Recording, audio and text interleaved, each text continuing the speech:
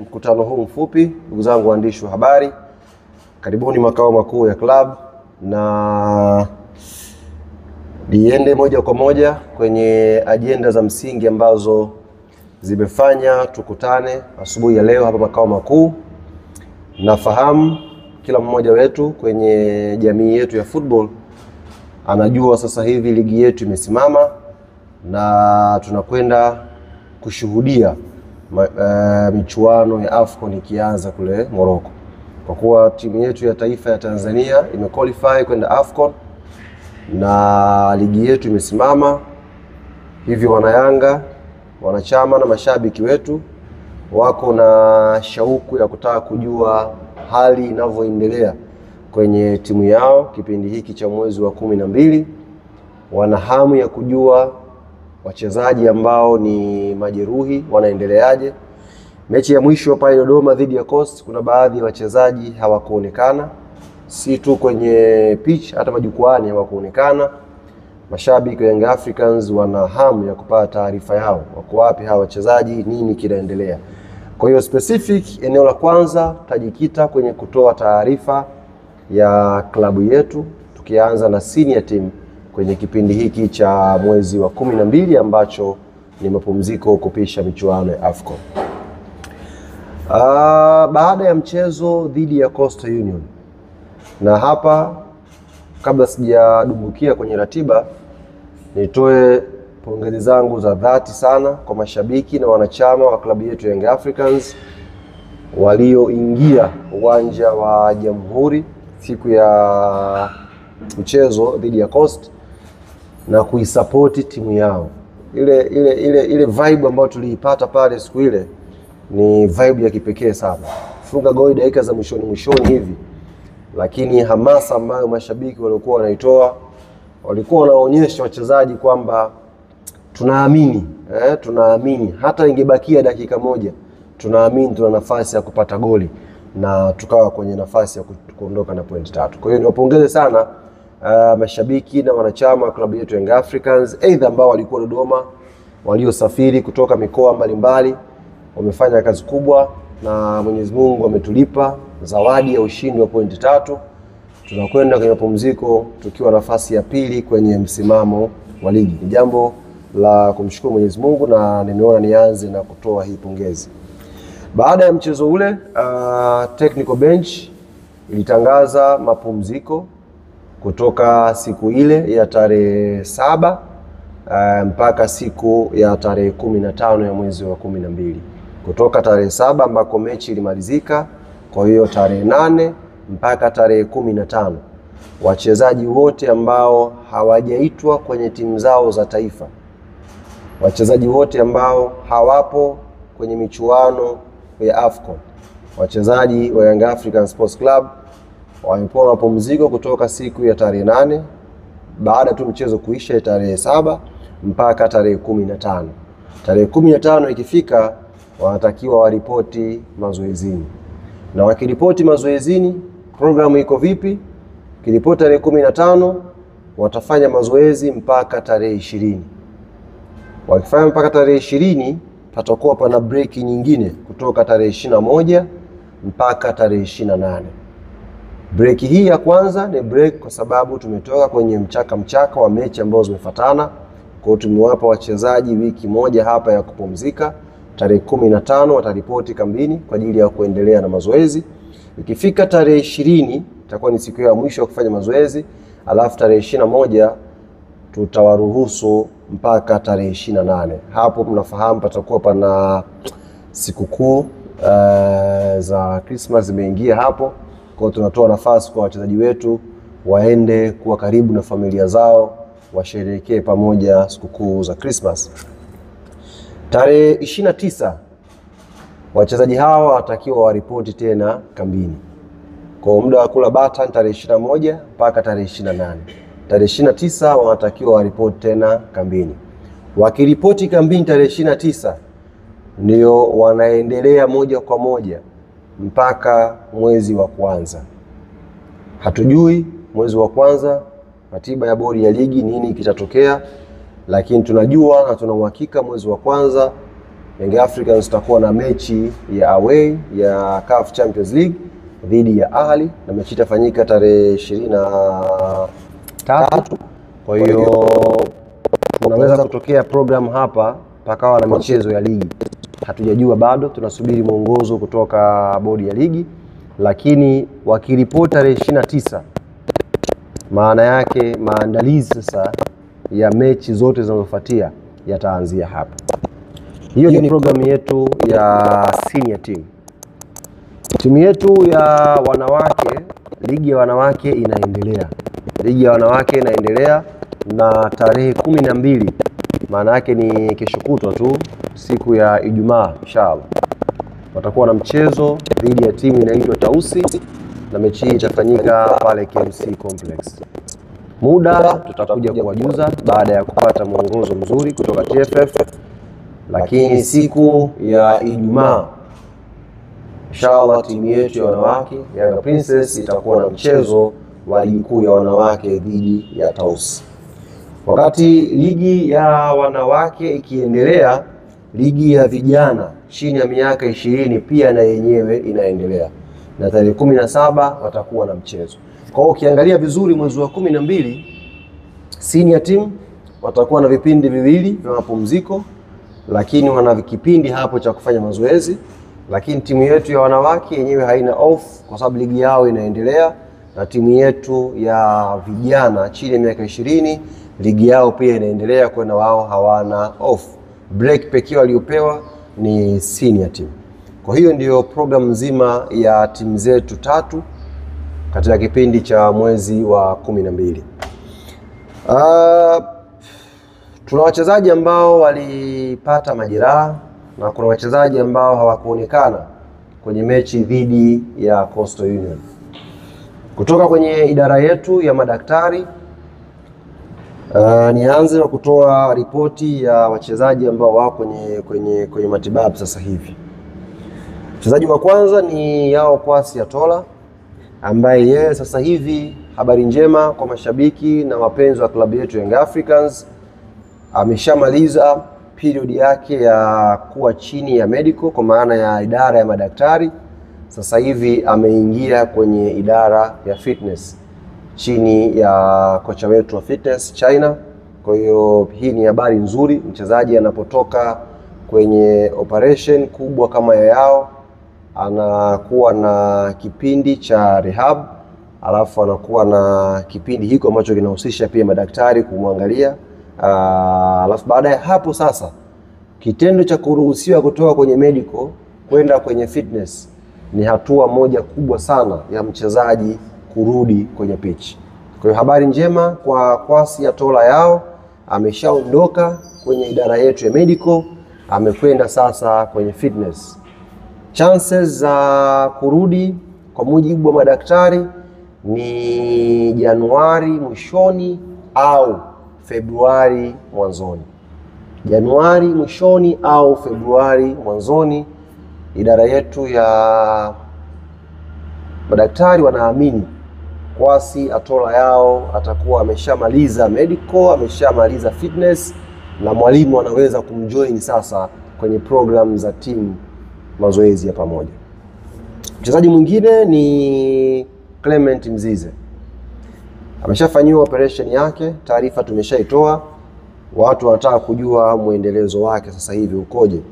Mzize sasa hivi yupo chini sasa yupo kwenye hiyo rehab process, na yupo chini ya Dr. Yusuf kwa maana ya physio. Ameanza mazoezi mepesi. Mazoezi mepesi sio ya fitness. Mazoezi mepesi kutokana na jeraha lake, kujaribu kukunjua ule mguu, goti, tuone limekuwa sawa kiasi gani. Kwa hiyo yupo katika kipindi hiko, bado hajafika kwenye kipindi cha fitness. Unaweza kumuona Mzize, umepata picha yuko gym, lakini usiamini kwamba gym kaenda kufanya mazoezi ya fitness. Yuko chini ya idara ya madaktari na Dr. Yusuf kwa maana ya physio wetu ndio anamsimamia kwa sasa hivi. Chances za kurudi Mzize ni lini? Kwa mujibu wa daktari, Mzize anaweza kurudi pia Januari mwishoni au early February. Januari mwishoni au mwanzoni mwa mwezi wa pili Clement Mzize anaweza kurudi uwanjani. Mchezaji mwingine ambaye nimeona ameandikwa sana hapa siku mbili hizi ni Mudathir, ambaye amekosekana kwenye mechi mbili za mwisho za ligi ambazo Yanga amecheza. Na mmeona taarifa Mudathir ameondolewa pia kwenye kikosi ambacho kilikuwa kinasafiri kuelekea Egypt, maandalizi ya kuelekea Morocco kwa ajili ya AFCON. Mudathir amepata shida ya goti, na yeye bahati nzuri shida yake sio shida ya kufanyiwa operation. Jambo la kumshukuru Mwenyezi Mungu, shida yake sio shida ya kufanyiwa operation. Nimeona mahala watu wameandika Mudathir anakwenda kufanyiwa operation. Sio kweli. Mudathir shida yake sio ya kwenda kufanyiwa operation. Ziko namna mbalimbali za kitabibu ambazo madaktari wanaendelea naye, na Mudathir madaktari 100% wanaamini mwanzoni mwa mwezi wa kwanza, panapo majaliwa Mwenyezi Mungu, atakuwa amesharejea 100% kwenye utimamu wake. Kwa ni matibabu anaendelea nayo chini ya idara yetu ya madaktari, lakini sio operation. Kuna rehab process kidogo anaendelea nazo, tukiamini na wao wakiamini kisayansi mwanzoni mwa mwezi Januari chuma kitakuwa kimerejea vizuri. Hatukumuona mchezaji Israel Patrick Mwenda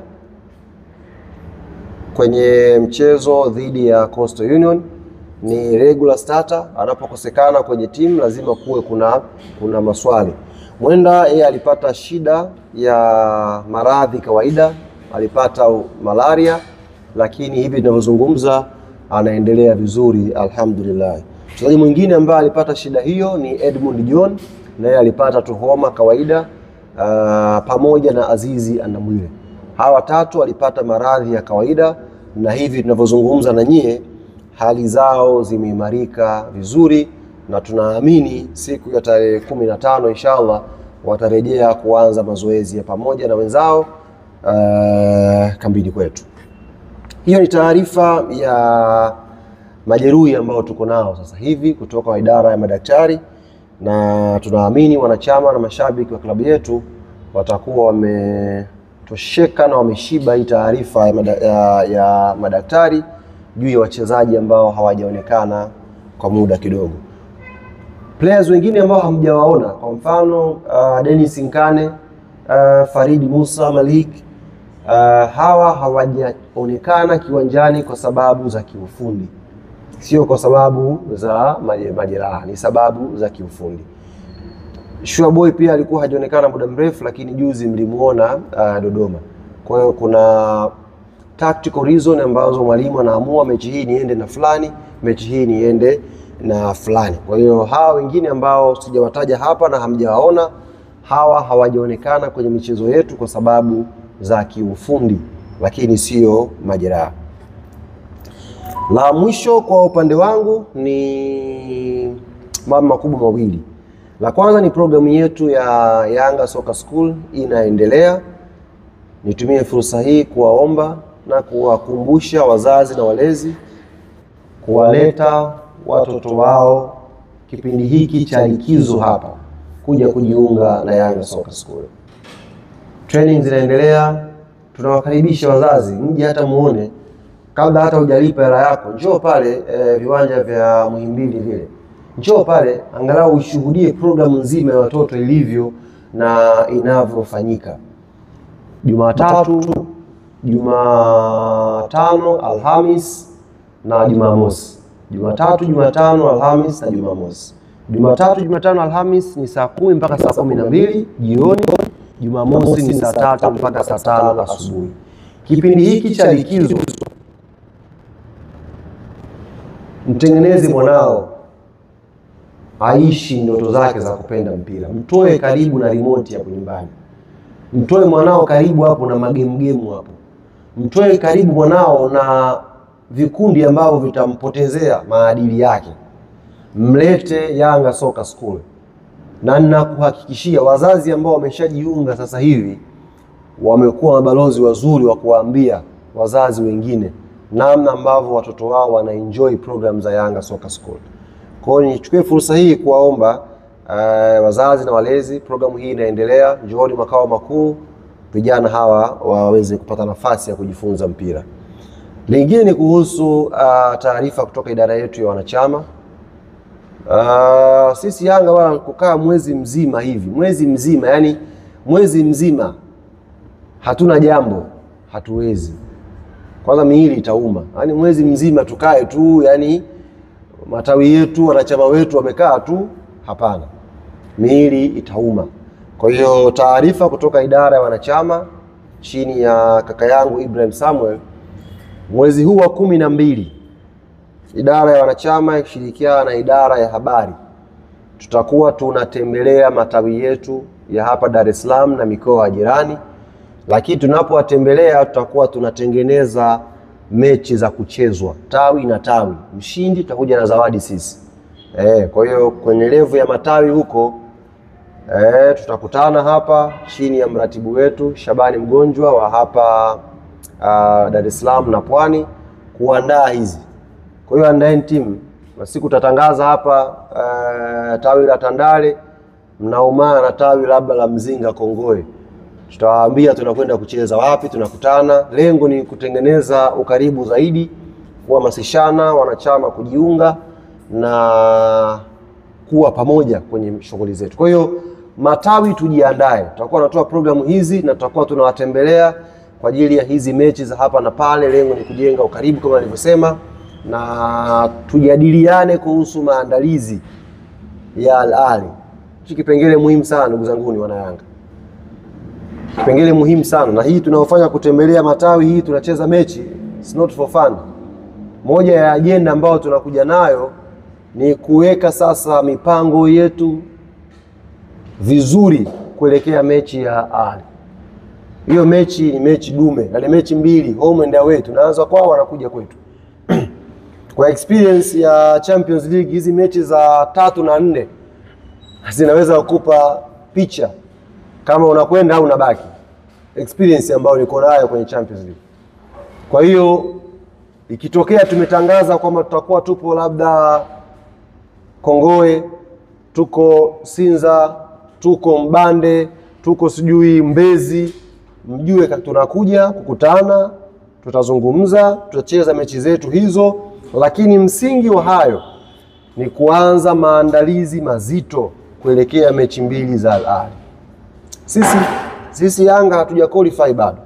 Na asitokee mtu akatudanganya. Hatuja qualify.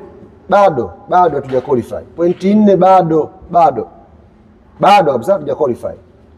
Bado, na tupo katika kundi gumu. Kundi gumu kweli kweli ambalo lolote linaweza kutokea wakati wowote. Yaani unaweza kusikia tu limepigwa la mgambo tayari wewe ndio upo chini unashika mkia. Kundi letu haitabiriki. Sisi tumekwenda pale Algeria, tumepata suluhu na JS Kabylie. Mechi iliyofuatia ya ligi JS Kabylie kamshona mtu goli 7. Zile hasira. Mliona kama mpinzani hivi mpesi mwepesi. Zile hasira walizokuwa nazo JS Kabylie, mechi iliyofuatia ya ligi kamshona mtu goli 7. Mimi nilikuwa nafuatilia half time goli 5 nikazima laptop. Tusitishane hapa. Kazima laptop mapema. Chuma 7. Tupo katika kundi gumu, kundi zito. Kwa hiyo pointi 4 hizi zisitudanganye tukarelax. Tusirelax. Bado tuna kazi ya kufanya ili tuweze kwenda hatua ya robo finali. Na hiyo kazi ya kuifanya sio Pacome, sio Dube peke yake. Ni kazi ya kufanywa na wanayanga wote. Kwenye levu ya matawi, levu ya wanachama, levu ya viongozi, ni lazima tuanze maandalizi. Tujue tunapita njia zipi, tunapita chocho lipi, tuweze kuvuna kitu kwa Al Ahly. Yaani tukivuna kitu kwa Al Ahly hizo mechi mbili, naamini kabisa panapo majaliwa Mwenyezi Mungu itakuwa sisi tumeshakuwa kwenye sehemu nzuri either ya kwenda au tumeshakwenda kabisa robo finali. Ni hizo mechi mbili tu za Ahly. Sasa hivi tunavyowaza sisi hivi, ndivyo hivyo Ahly naye anawaza hivyo hivyo. Kwamba hizi mbili na Yanga hizi mimi nichukue pointi zangu nikae kileleni nifuzu. Mechi za mwisho nicheze bila pressure. Ndivyo iko hivyo hivyo. Kwa ni mechi ambazo zimekaa kimtego. Wale Farabat na JS Kabylie na wao hivyo hivyo. Wana mechi zao mbili lakini masikio yao, macho yao ni mechi ya Yanga. na Ahly. Kitakachopatikana kwenye hizi mechi mbili, yani hizi pointi 6, kama atavuna mmoja zote, mmoja atavuna 4, tutagawana 3-3, ndio itawapa taswira FAR Rabat na JS Kabylie nini wakifanye kwenye mechi zao nyingine mbili za mwisho. Kwa hiyo it's very tricky. Bado tunamshukuru Mwenyezi Mungu, yes, lazima tujipongeze na tushukuru kidogo ambacho tumekipata, lakini bado target yetu ni twende hatua ya robo finali. Robo finali hauendi kwa kushinda mechi moja na sare mechi mbili za kwanza. Nimetoa mfano sehemu, last season tulikuwa na pointi 8 sisi. Yaani maana yake tulioga na mjini hatukwenda. Msimu uliopita pointi 8. Tulioga vizuri kabisa. Lakini hatukwenda mjini. Ukifanya research utagundua kwamba tulianza vibaya, mechi mbili za kwanza tulifungwa na Al Hilal, hapo tukafungwa na MC Alger. Tukaanza vibaya, pengine tukashindwa kuqualify.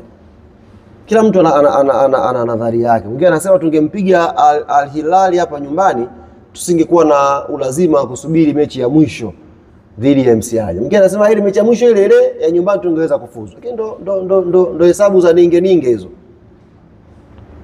Sasa hivi tumeanza vizuri, alhamdulillah, tuna pointi 4. Sasa isiwe tena mkosi, tunaanza vizuri tumaliza vibaya. Mungu atuongoze tuanze vizuri inshallah na tumalize vizuri.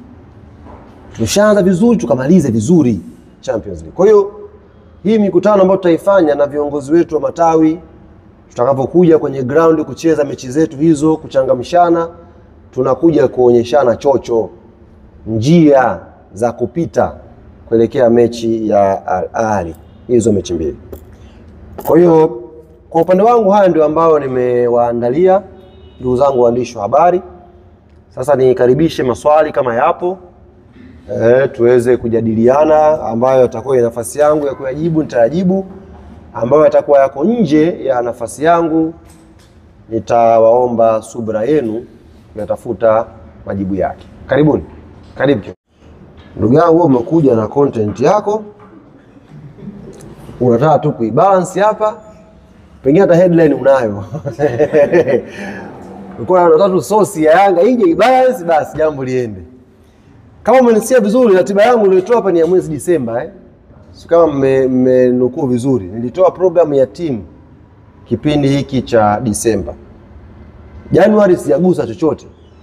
Nilikwambia Disemba programu yetu ilivyo. Lakini nitakuwa muongo kama sitagusia hilo swala la usajili. Dirisha dogo litafunguliwa. Kufunguliwa mwezi wa kwanza tarehe 15 nafikiri. Yes. Of course, mashabiki wetu, wanachama wetu wamekuwa wakiuliza sana kuhusu dirisha dogo la usajili. Kwa tofauti ya Yanga na timu nyingine za Tanzania, na hii niko very serious, sifikiri kama natania hapa. Tofauti ya Yanga, mashabiki wao na mashabiki wa timu nyingine, mashabiki wa Yanga wanajua mpira sana, sio kidogo. Ziko timu nyingine zinaweza kuwa na shida alafu zisijue shida yao ni nini. Yaani timu ina shida lakini hujui shida ni nini. Ila Yanga ikiwa ina shida, kila mtu anajua shida ni kitu fulani. Mimi most of the message ambazo napokea sasa hivi ni kuhusu dirisha dogo. Idadi ya message hivi, nilikuwa naingia kwenye press hapa kwenye gari, nimefika tu hapo mtu kanipigia, sasa bwana sikiliza, kuna mchezaji nimemuona anaweza. Nikamwambia shekhe, anamuona kocha au wewe? Wewe mwambie tu mapendekezo yangu hayo. Mwamba anakanipa kadi namba yake ya kadi ya wanachama. Kaambia sawa, hii timu ya wananchi sawa bwana, napokea maoni yako, nitayafikisha. Lakini kimuundo Yanga inafanyia kazi ripoti ya benchi la ufundi. Hizi message, mijadala ya wanachama inaonyesha ni kwa kiasi gani wanahamu timu yao iendelee kwenda juu. Kwa hiyo ni kitu kizuri, wala sio kitu kibaya. Ni kitu kizuri. Have some discussion bwana, of course tuongeze kitu fulani pale na nini. sio kitu kibaya, lakini kimuundo sasa, ripoti ya usajili anayo Mwalimu Pedro, atashirikiana na wasaidizi wake na atatukabidhi. Kuiweka tu hiyo clear, tayari ripoti yake ameshaiwasilisha kwa ofisi ya mtendaji mkuu wa klabu yetu. Ameshawasilisha ripoti yake, ameshawasilisha maeneo ambayo anahisi tunatakiwa tuyaboreshe, na ameshawasilisha wachezaji ambao anaamini tunatakiwa tuwatoe kwa mkopo wakapate changamoto sehemu nyingine. Yanga ina squad kubwa, wako wachezaji kama nilivyokuambia apate muda wa kucheza. Kwa ripoti ya mwalimu imehusisha vitu vingi. Kwa hiyo inafanywa kazi. Na uzuri sisi hatusajili kwa mihemko. Kama ripoti ipo, mchezaji yupo, nafasi ya kumsajili ipo, tunamsajili. Tutasubiri tarehe zifunguliwe tumuingize kwenye mfumo. Eleweke vizuri hapo. Kama nafasi ipo, taratibu zinaturuhusu, mchezaji huyo labda tushazungumza naye, amesha saini mkataba wa awali, tutasubiri tukumuingiza baadaye. Hata subiri sisi pressure eti siku ngapi kabla, hapana, kwa sababu dirisha dogo linakwenda sambamba na mechi mfululizo. Ya dirisha likifunguliwa ile tarehe 15, kuna mechi zinafuatana, wenda za ligi hapo, kuna Champions League. Kwa hiyo unamhitaji players ambao utamuongeza au utawaongeza kwenye timu yako. Unawahitaji tukifika Cairo wakazungumze. Yaani tukifika na Al Ahly, bwana tushika jezi twende pale. Kwa hiyo tunaangalia possibility hizo. Ripoti imekuja mapema na uongozi unafanyia kazi. Ikitokea chances za mtu kupatikana mapema, tutamchukua mapema kweli. Kama akamaliza mkataba huko aliko, ni free agent, mkataba wake unaisha Disemba, tutamchukua mapema ili apate muda wa kuja kutrain na timu azoee mapema. Kipindi hiki hapa sio kipindi cha content, kwamba tufiche hapa content, njooni mdownload kwenye app mlipie. No. Kitu cha muhimu sasa hivi hapa ni timu iungane vizuri. Tukifika Misri tupambane kweli na Al Ahly, tukiwa na hawa wachezaji ambao ripoti imeelekeza na Mungu ajalie tuweze kuwapata. Kama kule kabakisha miezi 6, taratibu utaturuhusu kuongea naye, sababu wako wachezaji of course kwenye timu zao imebakiza miezi 6. Taratibu zinaturuhusu kama Yanga kuzungumza na huyo mchezaji. Kwa tukizungumza naye, tukiona tumeelewana, klabu yake inafungua mlango wa kumuuza, tunapeleka hela, tunamnunua. Kwa hiyo dirisha hili uongozi uko bize kweli kweli. Mnaweza msimuone engineer sura yake mahala popote, mnaweza msimuone Arafat mahala popote, ila jueni wako bize kweli kweli kwenye dirisha hili la usajili. Karata ambayo tuicheze hapa ni karata ambayo tunaamini kwa uwezo wake Mwenyezi Mungu itakuwa karata dume ya kutugea mafanikio msimu huu. Kwa hiyo viongozi wako bize. Kuhusu huyo mchezaji ambaye umesema wa Azani Mengo Emmanuel wa TRA, kapteni. Yanga anachukua makapteni. Hiyo kiukweli ndugu yangu taarifa yake sina. Mimi kama msemaji wa timu taarifa ya huyo mchezaji uliyesema sijapewa. Kwa hiyo najua bana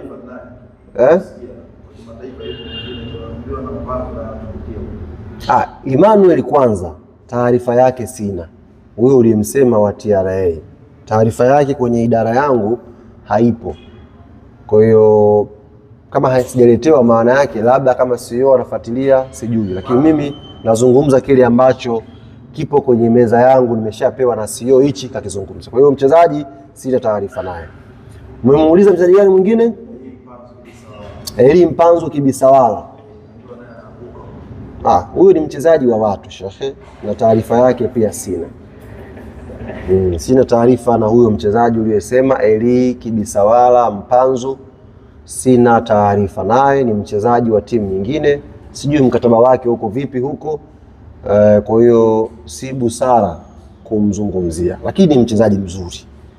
Ni mchezaji mzuri. Anaweza kuwa anapitia nyakati hizi ups and down, lakini ni mchezaji mzuri. Mchezaji mzuri. Lakini sina taarifa naye, na ni mchezaji wa watu, tuheshimu wachezaji hawa kwenye mikataba yao, wabakie huko huko. Swali limeisha. Swali lingine kiongozi. Swali lingine ni kwamba umezungumzia umehusia kidogo kwa taifa hazitoshi